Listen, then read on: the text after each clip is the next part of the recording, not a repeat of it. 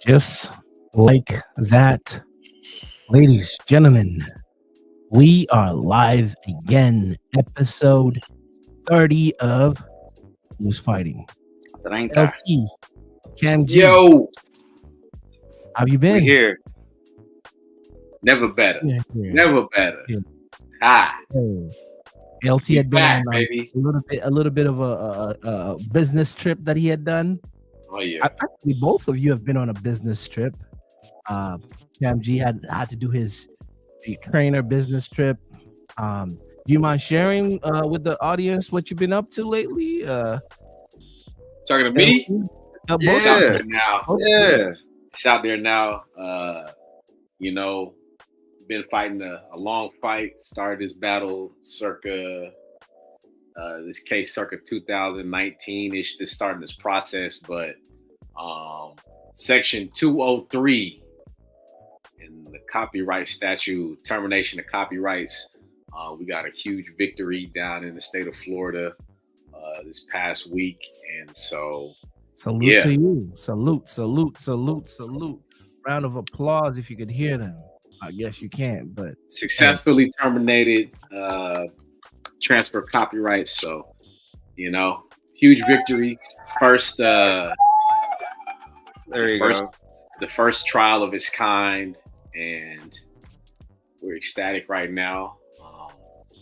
We expect an appeal. It's going to be really hard on their part, but we here for it. We expect it, and we ready for the long haul. You know what I'm saying? They came up with this quote and said that it's only the second round of a fight. So, I'm ready. We ready. Come back. you can win to go back. We got the stamina. Come on. Yeah. You We got gotta the come stamina. back. Huh. But salute to you. Salute to everybody history. that is on the right side of history right now. Yes, sir. Yeah, Congratulations. we in this for the long haul. So they say they want to take it to the Supreme Court, and we ready. We war ready. So Let's go. Let's go. How about you, Kam Gee? I know you've been traveling, touring, doing your thing as a trainer. What you been up to? Oh man, we just came off this weekend. Victory 2 over here in Irving, Texas. And my fighter, Andre the Ape Johnson, out of Grand Prairie, Texas, got a second round TKO. Fighter or opponent did not answer the bell for the second round, and we pulled up with a victory. So that's 2 knockouts in a row for my guy Andre the Ape Johnson. So we're ecstatic, and we trying to keep it going, man. LT getting dubs, we getting dubs over here. let's So go. everybody collecting dubs. We need to insert that Jameis Winston. We eating W's. And Salute to Andre the Ape Johnson. And yes, sir. Right. Shout out to Cyrus Tidwell hopping on the Yes, sir. last episode. He did an outstanding job putting this event together. Very professional. Treats their fighters with a ton of respect. Gives them a platform to show their talents, and does a great job of promoting them as well. So each guy gets their chance to shine under the lights. So anytime we can work with Cyrus, we'll definitely always heavily consider jumping on the card. So much love to him, man. Much love. Need more people like that in the boxing game. So quick artist spotlight here. Andre the Ape Johnson, person that you're training. Can you give us a quick highlight? Brief. Specific. And I'm speaking like IT terms, saying specs, but specifications or things that would describe his likeness. Like, what type of fighter is he? I really feel like, the ape is a great personification of his style. Agile, quick, strong, aggressive, can explode at any minute. Power in both hands. Mentally tough, physically tough.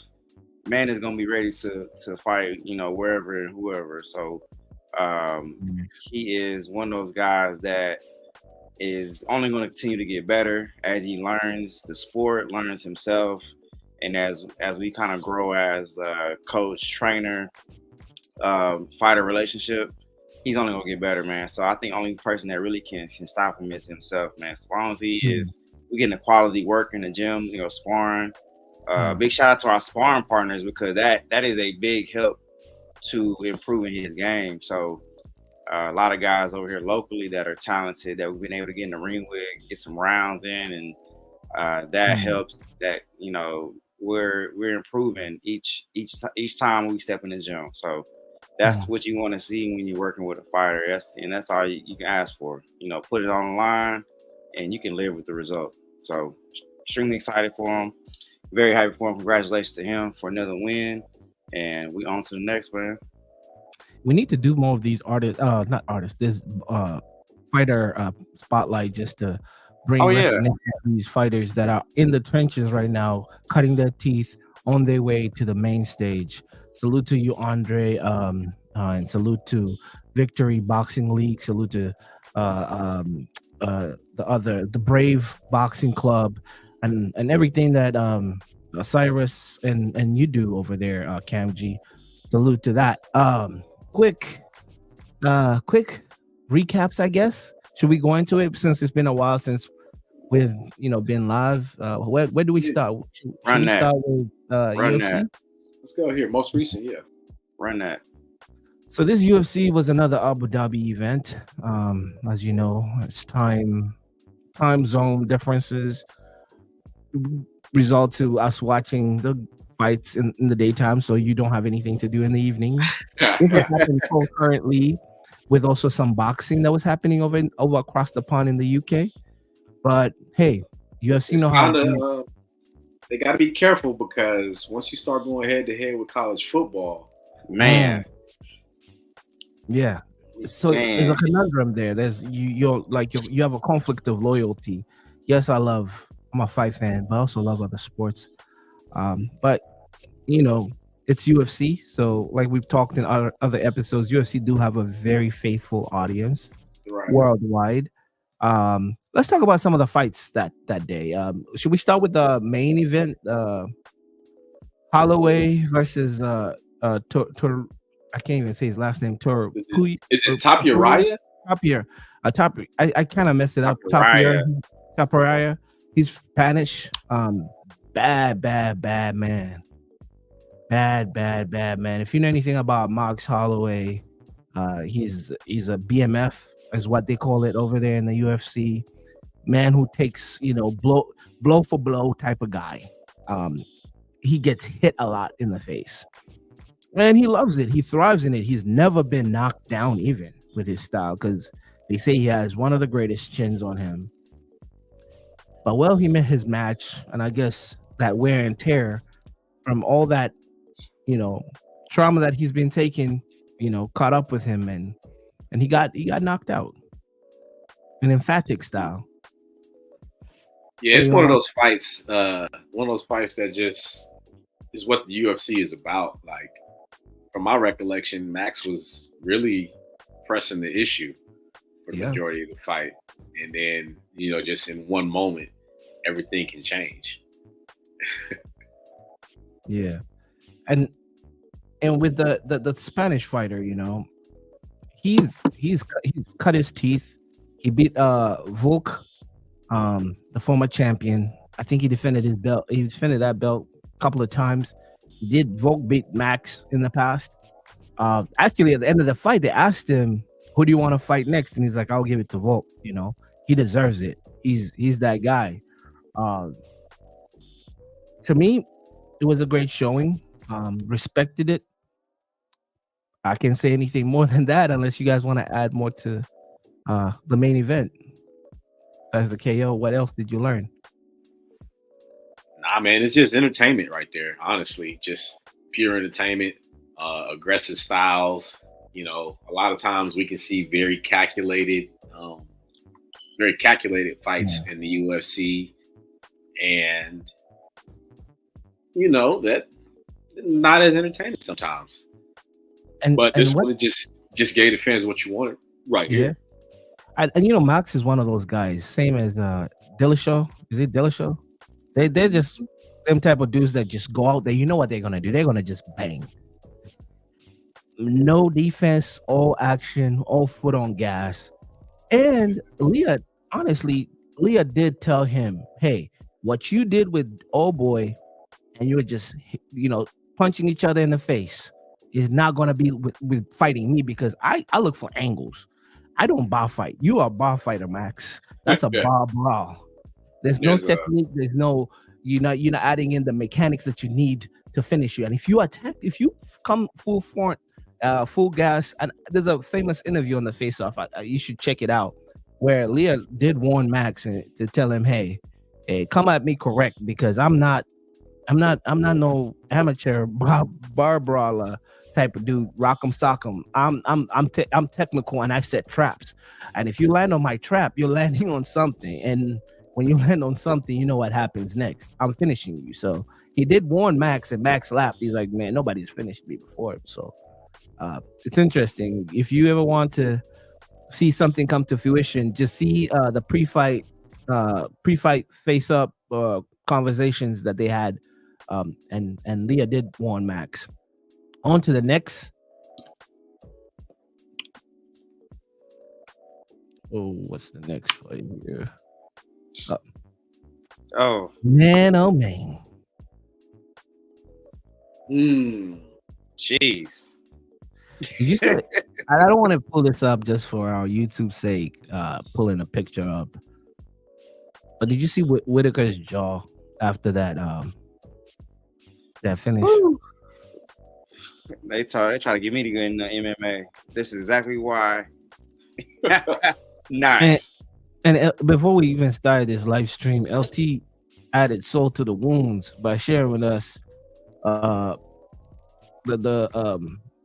what they call it, X-ray of the jaw, and the fragments of how he just pretty much destroyed it. Oh, Hamza is a bad man. If you could do that with a choke clinch type of lock, bruh. What do you guys think? Do you think he punched him and it was cracked? No, I don't think you can squeeze somebody until it pops. Nah, right across here, enough force, pressure, bang. It's Robert Whitaker. Yeah. And he's a tough dude. Whitaker is a tough dude. Man. Salute to all the Aussies out there. Yeah, there was a lot of. I think there was some confusion as to, what happened and why it ended in the fashion that it ended, and so I think this brings a little more clarity to the situation. Yeah, brutal injury. I mean, can y'all think of any time where y'all seen an injury, any combat sport worse than this? Like, this got to be top. Like, I can think about in boxing, Badu Jack. Jack's that headbutt. Klitschko, Lennox Lewis. I mean, this is boxing references, but I mean, even in the MMA arena, man, like this was Spider when Spider broke his leg. Oh yeah. He didn't know his leg was broken and he tried to stand on it. Yeah, oh my god. It was bad. Oh my god. That is jeez. But it's MMA that has the gruesome ones. Boxing, the cuts have been pretty bad. I've seen some. I remember when John Jones had that broken toe. And he still won. Yeah, that's tough. That's tough. His toe was doing gang signs. Yeah, man. All different now. Has there been an update on Whitaker? Have we got any like did he get surgery, or we have to kind of check that? Let me check that. But yeah, that is definitely need to check on that. Extremely impressive though. They'll be able to apply that much force to another strong opponent.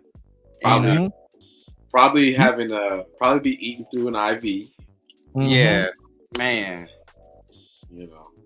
Oh, bro. Yeah, like, fam, I think the UFC champions have been. I've been kind of like dodging Hamza.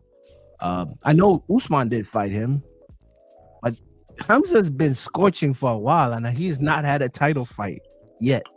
About They can time. see why. Hey, ducking Right? him, huh? They are ducking him, like they're trying to avoid him at all costs. But I think he deserves a title fight because, and he's Dagestani. He is a wrestler. We expect that, but he has shown up that he could fight some strikers and do and thrive in that arena. He's long due for a title. He needs to be UFC champion soon, or we'll just think that he's one of those guys that Dana White may just be paying the big money for. There's that quote where they say, "If you see me fighting the bear, help the bear." Help the bear. Yeah, Help the bear. that's Hamza for real. He's a bad man. Hey, if He's he a gets bad that locked in on the bear, you think the bear is ended up with a mangled jaw? My goodness. You know what I'm saying? Hey, if I don't know if it crosses your algorithm, there's some short clips of him for fun wrestling Olympian wrestlers, like gold medalists, and grappling with them and just frustrating them, just mauling them, smothering them. I'm like, oh, he's a bad man. Yeah. Got that Khabib in him. I mean, they're all Dagestani, but him, Islam, they're a lot. And then there's a guy called Shara too, with the one eye who cannot fight stateside because they won't let him because of his one eye. But he fought actually in this card, and he called out Izzy. Ooh. So hey, it is what it is. You want to do the rundown on the rest of these? I didn't put the names up, but do the rundown. On the Okay, let's see here. What do we have? Okay, it's all you. I'm trying to put it up here. On that UFC. We already talked about Hamza. We talked Hamza. We talked about we talked about Shara. Shara won. Really and truly, I didn't. It was like too late. I didn't see Leon Murphy versus Dan Ings or Ing or Ige. I didn't see Ige. I didn't see Mahmoud Ankanto versus Alexander Rakitic. But you can just give them the recap, you know. Rakitic. But hey, Mahmoud won through unanimous decision. Leron Murphy defeated Danny Ing, unanimous decision. Shara defeated Armin Petrosian. I can't say that last name right. I think that's about right. By knockout, and that's it. I really didn't invest in getting up. I'm not getting up, but like watching like fights around that time because there was something called the El Clasico happening in Spain. And I was trying to catch some the zone boxing, to be honest with you, the audience. So is it fair enough to just jump into the zone? Let's go. Let's get it. Here, let me let LT take the lead on this because my take may be annoying to some people, especially stateside. But let's yeah, Jack Catterall with the unanimous decision over Regis Prograis. This was I think it's an entertaining fight. Personally, I do. Stylistically, well, let's just start with, Catterall and Prograis. Prograis is still a name. He's coming off of a tough loss against Devin Haney, but there's some. We think that Devin Haney kind of weight bullied him there. Haney probably had 165 in that fight. Just destroyed him, honestly. Catterall is a tough guy, and we think this is more of a even matchup as far as the weight is concerned. But now, aesthetically, Catterall looked a lot smoother.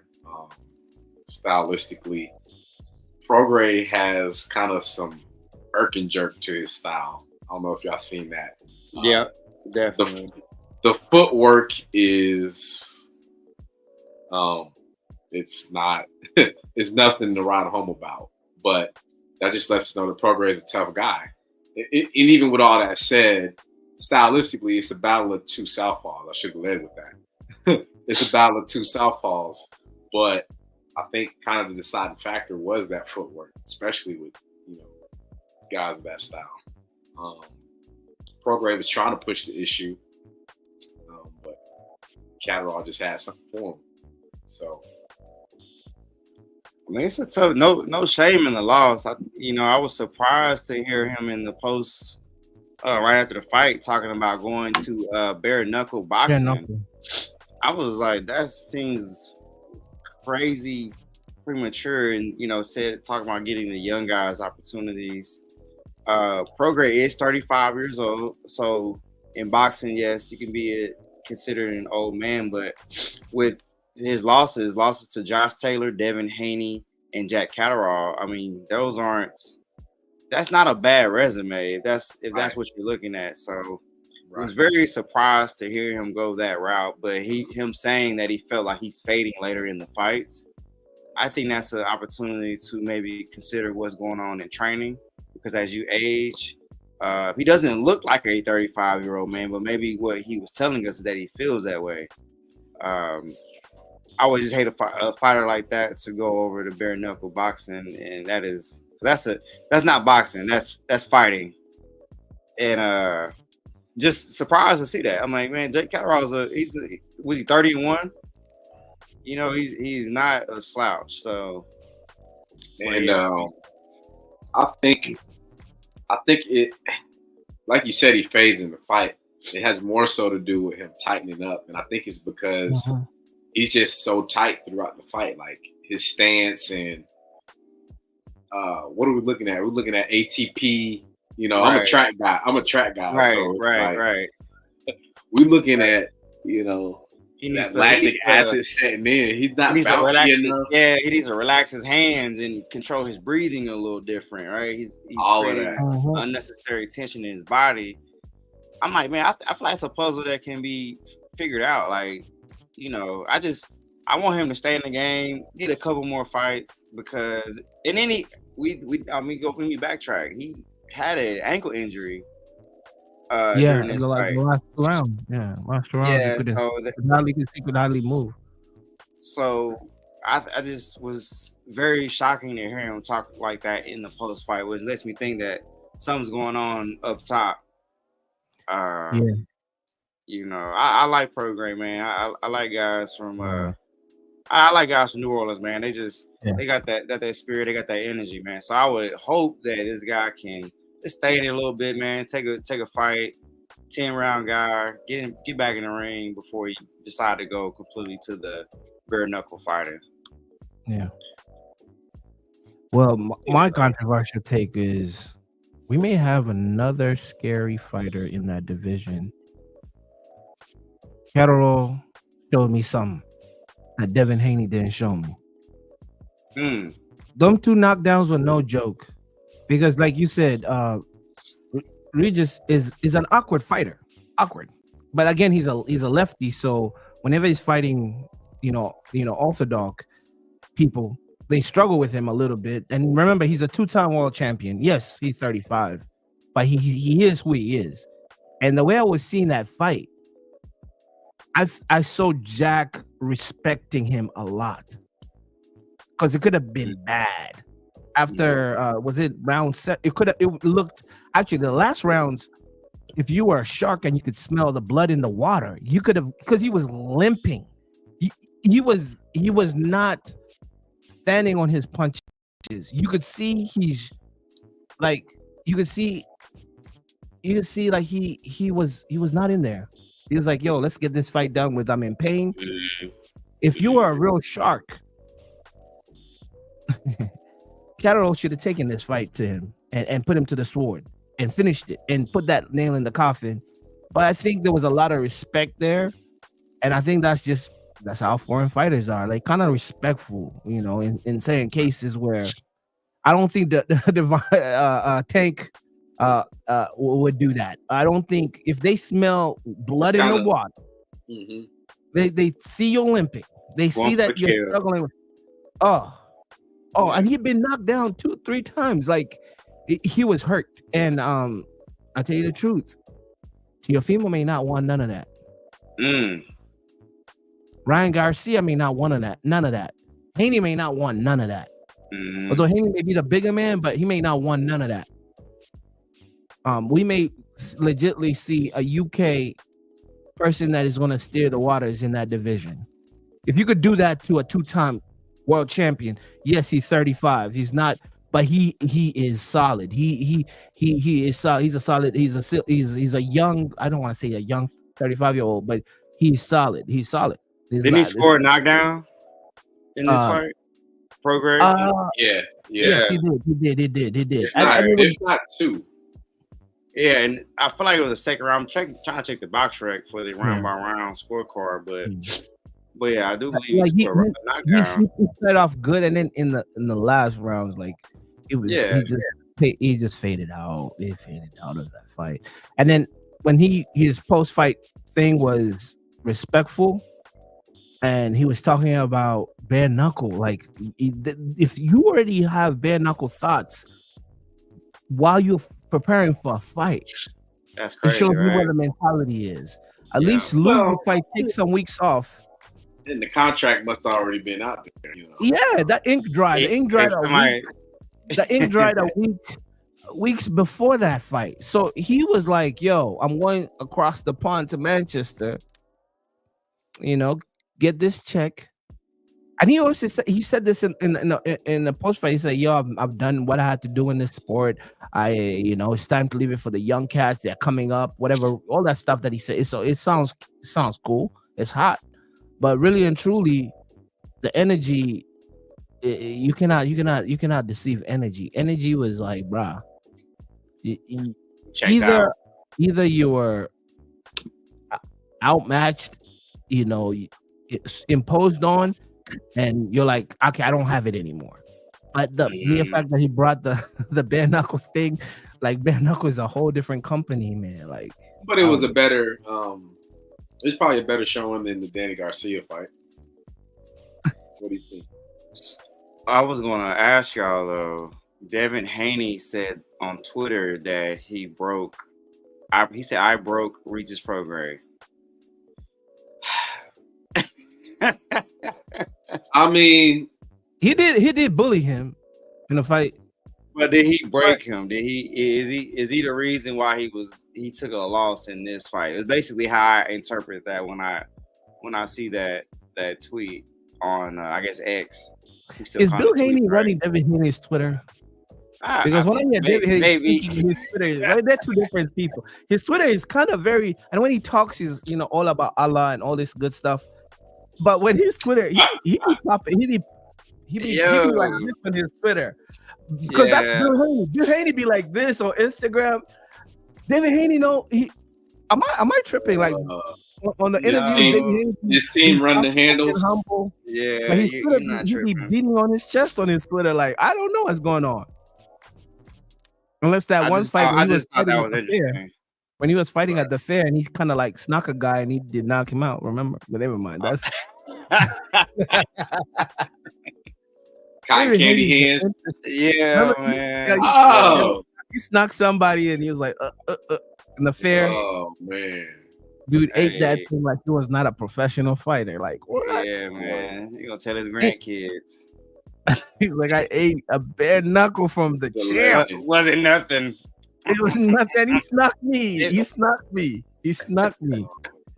Undisputed. Haney's an enigma, man. He's an interesting person because when he speaks, bro. When he did that conference about Ryan Garcia post drug allegations, he was like, "Yo, I could have lost my life on it.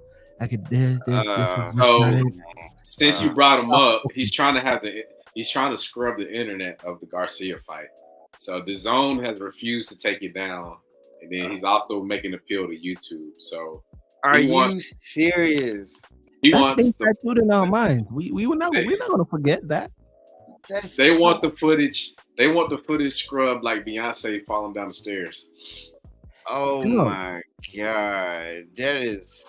Have we ever seen this? I know we were talking. We went on a tangent, but have you ever seen this? Like, what is this? What is this? I think it's a social Hey. media generation. Like when people are being caught up with PEDs back in the day, they'll sit you down for like a few months, and then you get back in when your system is clean, right? Now with social media, like your stuff, you getting knocked out is a meme. Like Ryan Garcia is playing. I mean, he's taking advantage of every second on his social media to use you as a highlight reel of how good he is. Like this generation is so connected with the internet that it really messes with their mental health. Like, That's what we're seeing. We're seeing a mental health breakdown in real time. Yeah, to scrub the internet of a boxing match where a guy popped for Osterine, where it's a minimal amount. Yes, he should be punished because he did test for it, but we watched the fight. Everybody saw it. You know, boxing fans are we know what we saw. We saw we saw a fighter drop their right hand and got caught with the left hook. I think that's part of the plan of disappearing for 2 years. Scrub the internet, you know, no evidence, and then when you come back to the renegotiating table. And that's why, like these fighters that we kind of like fairy tale, like because they were like teenage prodigies.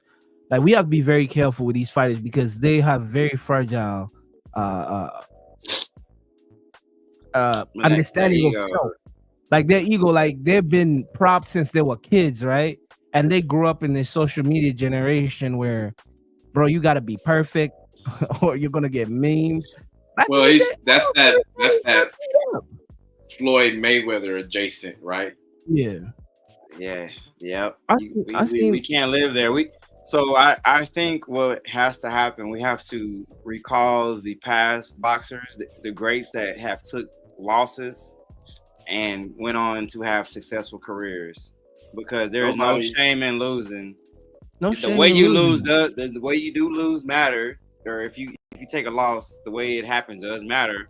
But if you are, you came ready to fight, you're in shape, you gave a competitive performance, but you did not get the victory, there is no shame in that.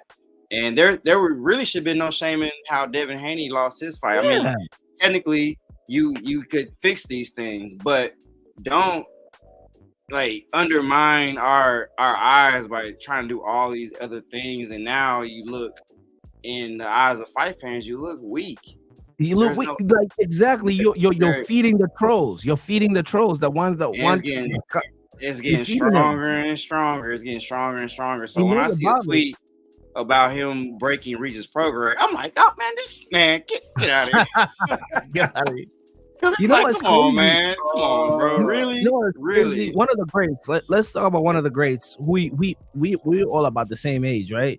We saw Lennox Lewis get flatlined by Rahman, right? Yeah. But even more recent than that, nobody holds it against Sean Porter. Like he dared to be great. That's why I like Sean Porter. Like he did push it. I mean that Bud fight is questionable. I don't think his dad should have stopped it, but that's neither here or there. Well, and then I agree, but at the same time, even now, Caleb Plant's still fighting. Caleb Plant is on that Sean Porter trajectory. You see what I'm saying? Fought everybody. I mean, who else?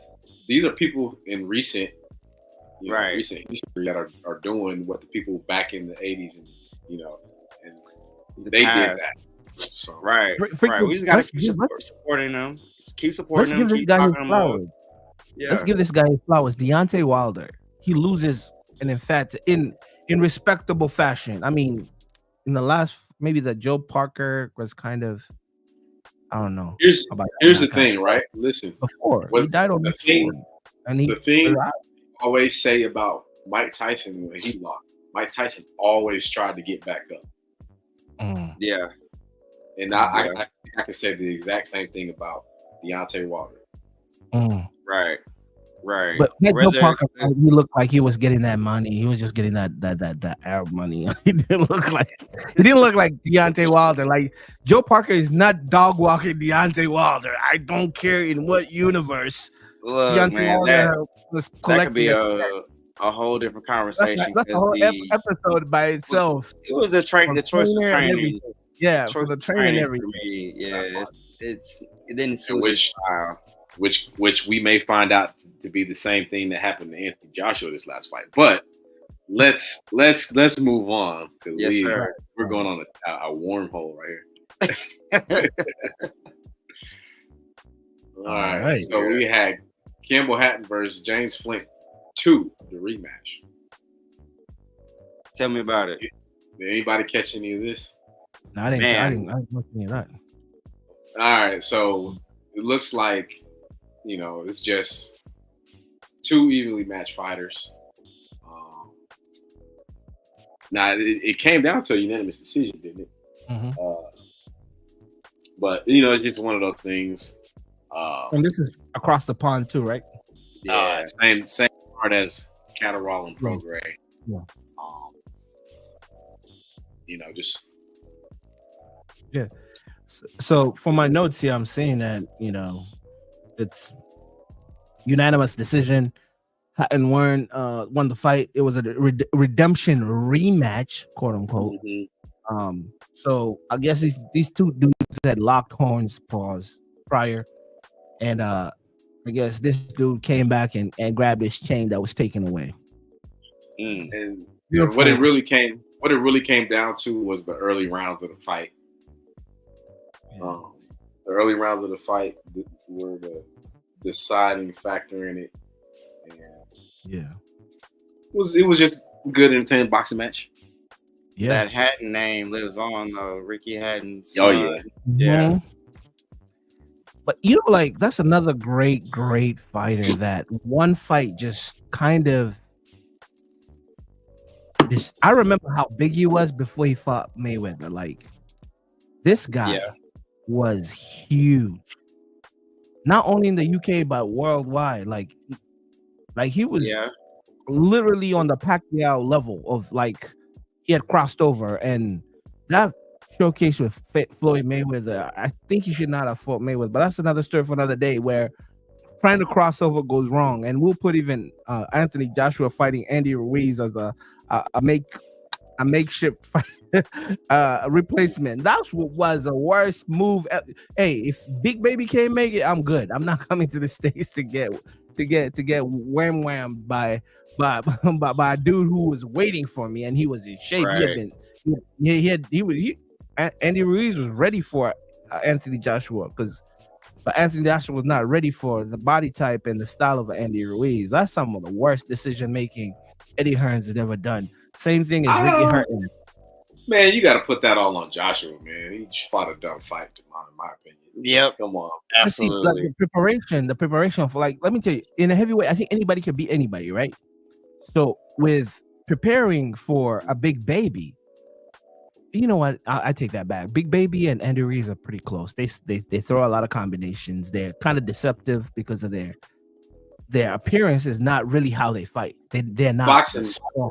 Yeah, Boxing 1-on-1. Right. Boxing 1-on-1. What I will say is, we're ignorant to a lot of these fighters across the pond. We know the heavyweights because they're doing their thing in the heavyweight division.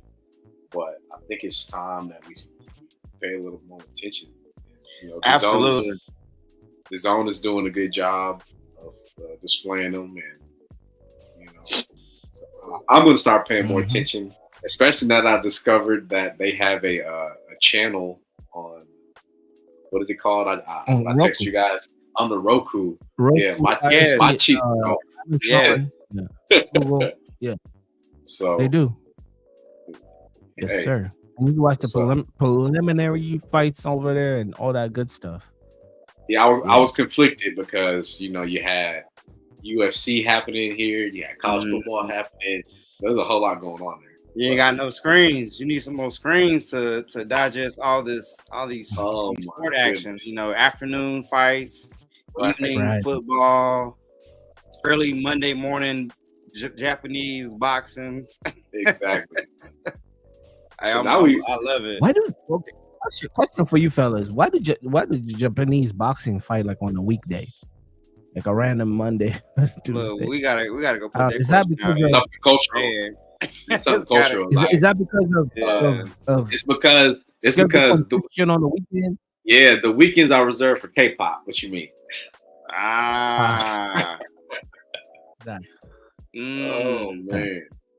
Hey, let's Look, go. I was like, We got to make up for some lost time here. yeah, let's Got do it. some recaps, man. mm, Murtazaliev TKO's Tim Tszyu. Bakram. mm. Big Bakram. So All let's right. let me say this. Let me say this because on the last episode we had Cyrus on, and he's like, "Oh, it's just a fight." I remember him saying that, and I'm like, when I'm watching the fight, I'm like, "This is not just a fight. This is an animal destroying a former world champion." And like So- you just said, LT, we have to keep an eye on these guys across the way, man.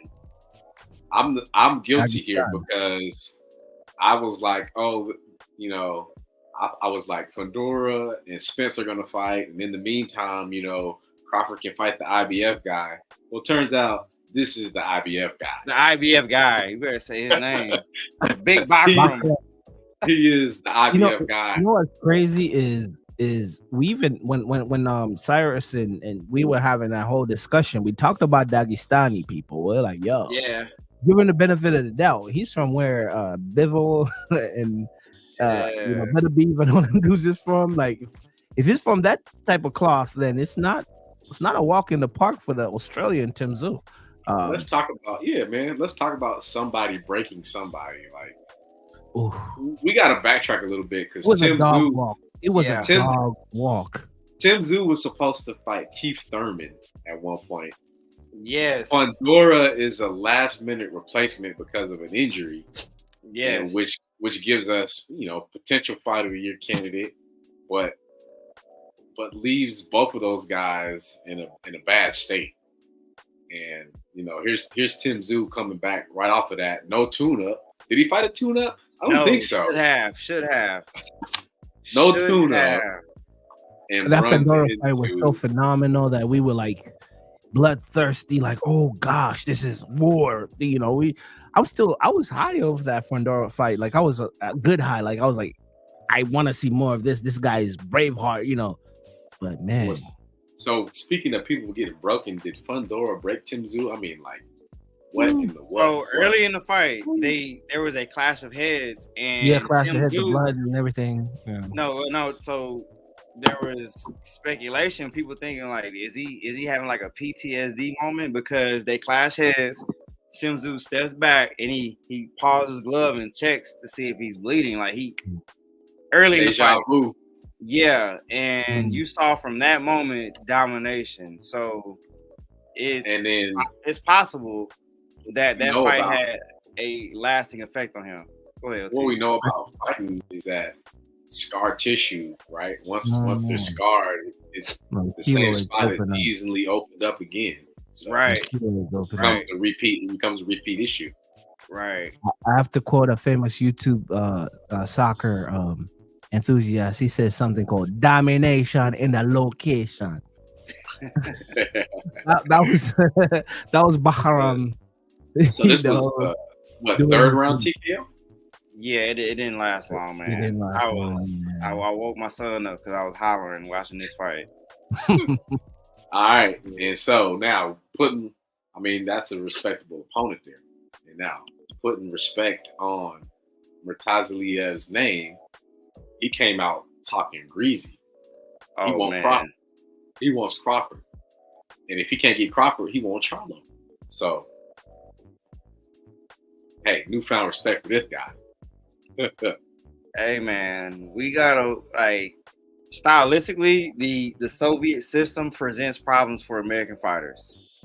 It takes elite skill and talent to beat those guys because they're strong, they're smart, they have a unique style that you will not see mimicked in American gyms when you're getting ready for an opponent. The issue I have, Crawford fighting Majumov, similar, they have that come from that Soviet system. You're going to be presented with some of the similar things. I think Bakram wasn't as awkward as Majumov, but there are similar elements there. I would love to see the fight. I don't think Charlo will be it's hard for me to see it, being out the ring for so long. But yeah, I say that's not a good fight to take. And I feel like Tim Tsz's team underestimated Bakram as well. His previous fight, he fought during Ramadan. So, yeah, he won a belt during Ramadan. So you better, you better bite down when you fighting a guy like this. Move your head and stay sound, because these guys across the way are showing themselves repeatedly. And if we I know we have our list in our notes of boxing champions. You're starting to see some names that we kind of have to take a minute to pronounce. And this is one of those moments where it's like, okay, everybody's coming up from 147, like it's sweet. And he's like, nah, I'm here. You're gonna have to see me. And I got a lot of respect for that right there. Yeah. I think Matulazev I'm saying it wrong, all right. I think he's biting more than he can chew, calling out a Crawford. Because he has to. He got a belt on this moment. He got a belt. He does. But still, man, there's some work to do. There's some work to do out there. There's more work that you could get outside Crawford, because I think Crawford's chase right now is a little different. Whenever I think about Crawford, I think about Kendrick Lamar. I think about beat your ass, hide the Bible if God's watching. Like you calling that man out. Everybody that has called Crawford out, whether it's somebody that we thought was going to beat Crawford, it's never been good. Well, the last fight Crawford had, well, it was more competitive. But every time I hear, yeah, I'm ready for this guy. I'm ready for this guy. But again, I understand he's IBF, right? He's the IBF. Yeah, sir. So he's IBF. The thing about it, it's a weight class that Crawford, as of right now, only has one fight. One fight. Yeah. All right. I'll go back to the point of winning a belt during Ramadan. Boxing is extremely hard. So think about the commitment to maintain your fast. Remember, we talked about Devin Haney a little earlier, who said that he would not be observing Ramadan during his camp. I don't know which camp that was, but it just shows the edge, that mental toughness that Bakram does have. So I think on that alone, he could stand on his own in the ring with Crawford. He has a belt. Crawford has a belt. We don't think he didn't see the Madrimov fight? You don't think he saw the Madrimov fight and said the same place where they all from? The same place, right? Saying he's seen something that he thinks that he can capitalize on. Right. So he was like, you rubbing his hands, Birdman, like I want some of that now. But hey, it is what it is. Hey, we now know the name. We now know the name. Big Bakram. Yeah, Big Bakram. I moved these in order too, so yeah, we now know the name. Yeah. So next, we got a Nakatani KO over Salapat. No surprise, right? This is our Monday night, right? Or Monday morning. Tasana Salapat from Thailand. Yeah, it was a KO. That was back October 14th. We really didn't cover that. We in a way back machine. Yeah, way back machine. This was for the WBC bantamweight. I don't know any of these. I don't know any of these fighters. I'll be honest. I don't know the guy from Thailand. Tasana. So I'm vaguely familiar. For the division, it's competitive matchup, like a matchup of names.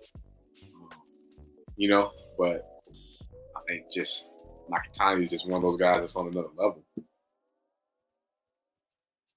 Yeah. Some of these Japanese, I don't know, like when I was growing up, I don't remember any Japanese champions. But now there's this growth of Japanese fighters, and from the Inoues of this world, the Nakatanis and so on and so forth, that they're so big in their market, they don't even need to cross over, and you will never know about them because they're selling out, and they don't need to do anything in the United States. They don't need any of our understanding of them. But you randomly look on the belts, and you'll see a bunch of Japanese people holding belts. Yeah, on there you WBC. go. Crazy. And there you have it. And so you made the perfect segue because both bantamweights, Nakatani and Inoue, and so we're talking about a setup towards 2025 where they're on a collision course for each other. Oh, yeah. And so there's been some predictions about like pay-per-views and stuff like that as far as record setting. You know, we got the Mike Tyson Paul fight coming up here. It's free on Netflix, and they're talking about, you know, probably setting a record there as like one of the most watched boxing events of all time. Not pay-per-view, but one of the most watched boxing events of all time. Wow. And then you go to Asia, where the most people are in the world, and then you put up a Nakatani and an Inoue, and this is Godzilla versus Rodan, or you know what I'm saying? What would that fight be made at? 122. So we got their Inoue is undisputed bantamweight champion, and then Nakatani is. We got on our ESPN junior featherweight 122. Inoue being undisputed. Is this an outdated list I'm looking at? Maybe. Or maybe I'm looking at something. I think Nakatani is bantamweight and then Inoue is. I got WC Nakatani at 118 at the bantamweight division, holding the WBC belt. WBC, yeah. Inoue is more of feather, I believe. Yeah, junior featherweight 122. Junior feather, yeah. Okay, the monster, professional, undisputed. All right, so the fight can be made though, but the fight can be made. The fight can be made. The fight can be made. That's what we want to hear. Fellas, I have a question. How many? Okay, it's not a question. I mean, it's a rhetorical. This guy Inoue is probably the most busiest fighter this year, right? How many fights? Yeah, 4 fights this year. 4, I think. He has one in December. He got one coming up. We just added that one for Christmas. I don't know who Goodman is, but like we got a little bit of time to look that up. We can't be looking over these guys. How does that translate? Because I know it's two factors. He's fresh. They're a lot smaller. I'm not saying a lot smaller. I'm not saying, but you know what I mean. Like they recover. He's different. Like one fight at a every quarter level. At that level, that's big bucks. One fight every quarter. Yeah, but remember, he's undisputed. He's the top dog, and he's fighting 4 times. He said he doesn't have to, but he is. Look, set the standard. We have to find some way to remove ourselves from the Floyd Mayweather era. Much as I love him, fighting twice a year just doesn't.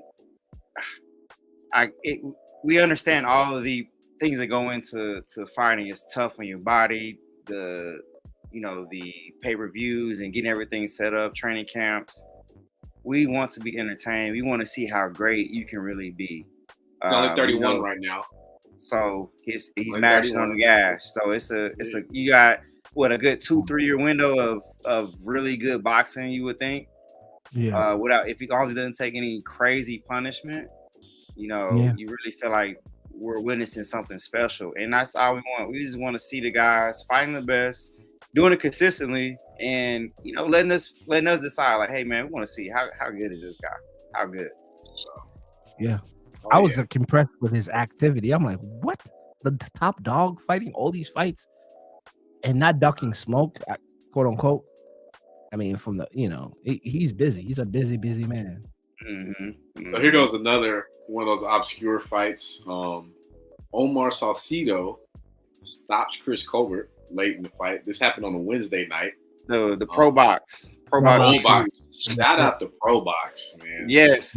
Applaud them for putting on fights during the week. I haven't been able to catch them live except that one was it Jared Hurd, the draw. Mm-hmm. But right. Easily accessible to go rewatch them online.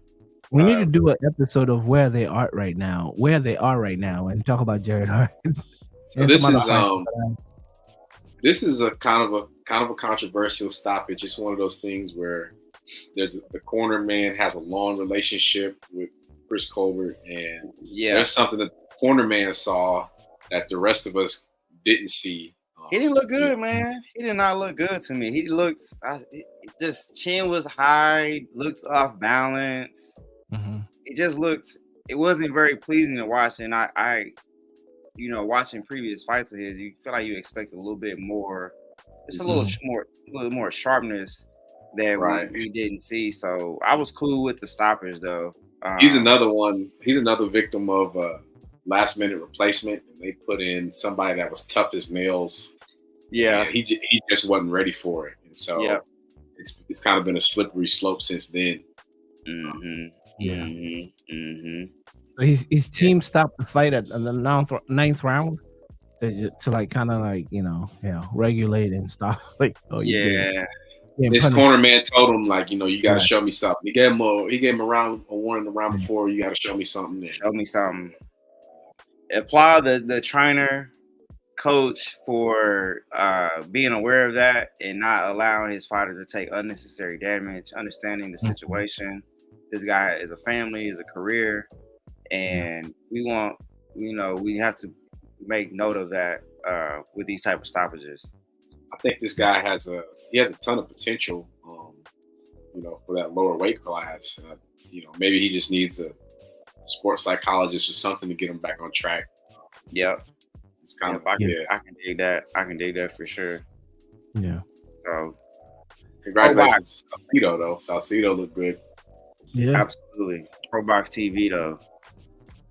Ooh. Right. We're going to the mixed martial arts. Ooh, I'm surprised I didn't touch this last week. Can I hit a sound effect for the mixed martial arts?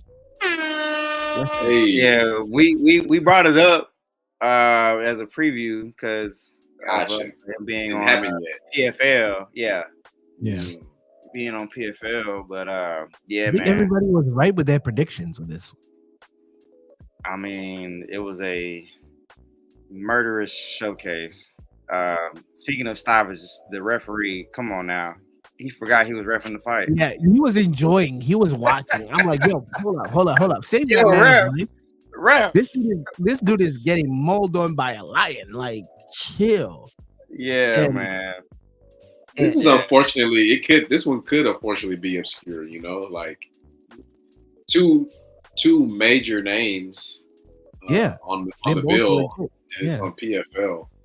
So I kind of stumbled across it and added it to the notes. I can see Renan Ferreira going to the UFC and being a problem over there because I've been watching him. We've all been watching him in the PFL, just running to people like water. And I forgot who Francis Ngannou was.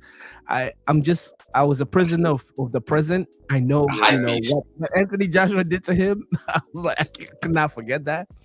And I forgot who he was. I low-key forgot who he was. And he had to remind me. Myself. Yeah. And the Brazilian man is a boogeyman in the PFL. He's been starching and knocking out people left and right. And what Ngannou did to him in that first round, I was like, oh, yeah, Ngannou in this mixed martial arts world is he's that guy. Right. I mean, yeah, but now is he like what was that? It was a movie. What was it? King with No Land or something like that. He's kind of...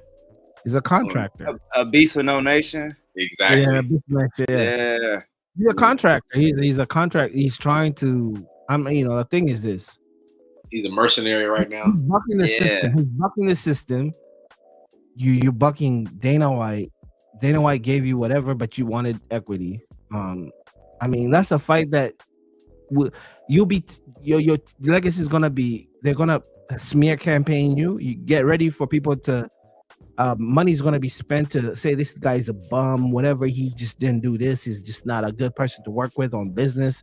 Yeah, Ngannou's gonna struggle with that shit. That stuff as a foreign fighter and just as a black man. So, but he's bucking the system. I don't know how it's gonna work for him. But let's remember what happened between him and Tyson Fury. Woo! He did pushed him to the ring. Is it ring. more about him or is it more about Tyson Fury? not It really doesn't even, showing up like Tyson does Fury. it And even matter? Tyson Fury, I think it's Hey, a the money It grab. happened. the internet's not scrubbing that one. Yeah. You can't scrub that one. But hey, keep note. Dana White had comments for Ngannou after Yeah, they beefing. 308. Yeah, called him quote full of shit. Francis isn't They a good beefing. guy.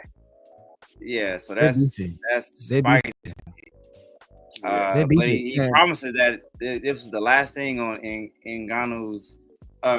Dana White promises that Ngannou is the last thing on his mind. This is an article on MMAfighting.com. So Yeah, yeah, man, they going back and forth. yeah, they beefing. But Same the card. truth is, Go ahead. oh, sorry.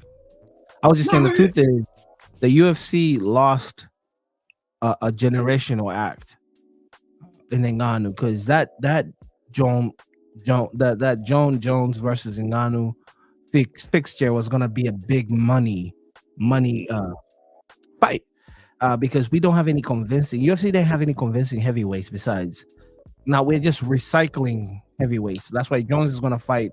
We'll talk about the fight that's gonna show up with Stipe, but it's just a recycled fight. Like, It might be a really retirement improved. match. One match contract, retirement match. Yeah, 2025. we need to fix that.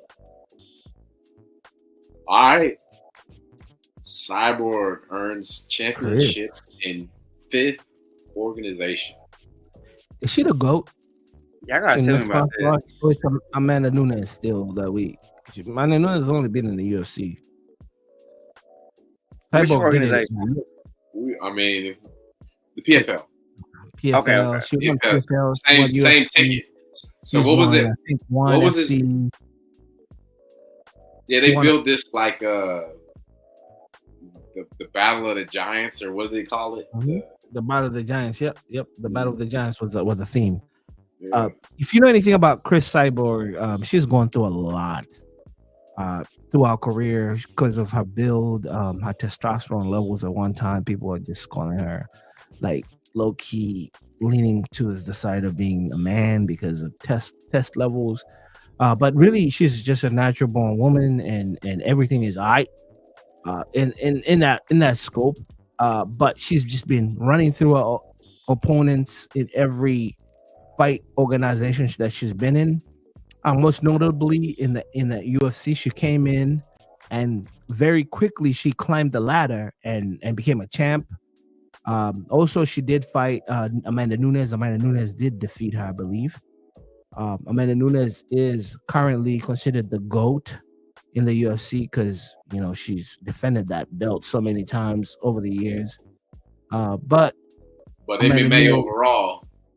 Yeah, Amanda Nunes' claim to fame was Cyborg too. So, because Cyborg was just this enigma that hopped from organization to organization, just destroying the main people.